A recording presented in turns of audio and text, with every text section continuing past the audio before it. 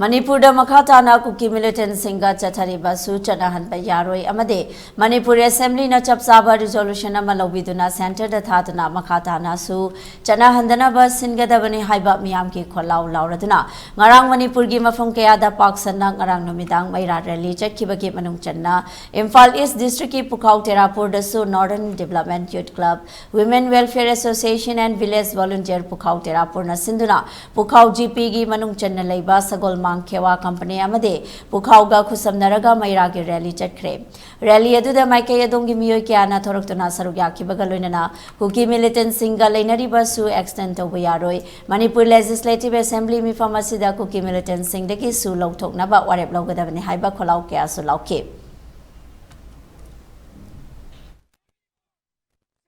tang kumapan February gi asidayda akoigi kuki militants singi su si matam loire Haibadu makha tana mu extension tawraktanaba akoi Terapur Pukhau Terapur gi maira paibi singna ngasi numidang sida meiragi rally sinjabani masi extension tawrakpaji akoi supam pamde kuki militants singi sugi ground rule thugairaga sugi ground rule gi marumdagi moina mitai praja hatpa mitai praja kayagi yum mai thaba adu akoi masi khangna leiba khoi ngamdre aduduna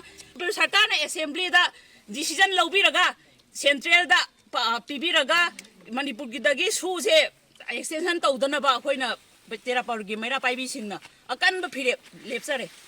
Nasi Reliasi, a hoki parent body of Riba Cocomina, a koi Manipur Pumba, Ladiba Kasinkoya, Kudimakta, a koi Gikolama Puna, Laudavayati, a koi Pendam Kolausi, Laudavayati, Haiba, Pandam Dagi, a koi Legislative of Terapu, Mera Paibi, a do NDYC club, a do Luna Lakaigi. Akoigi Puruk Kandaba Yadi and Song Torokliba, volunteers in Luina, Sinjaba Dumlava,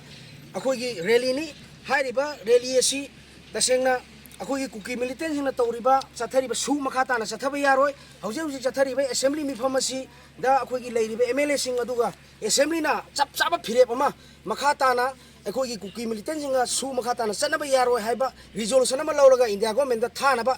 Adum Lava, Taksanaba, Akoi Chachaba, Kolauni.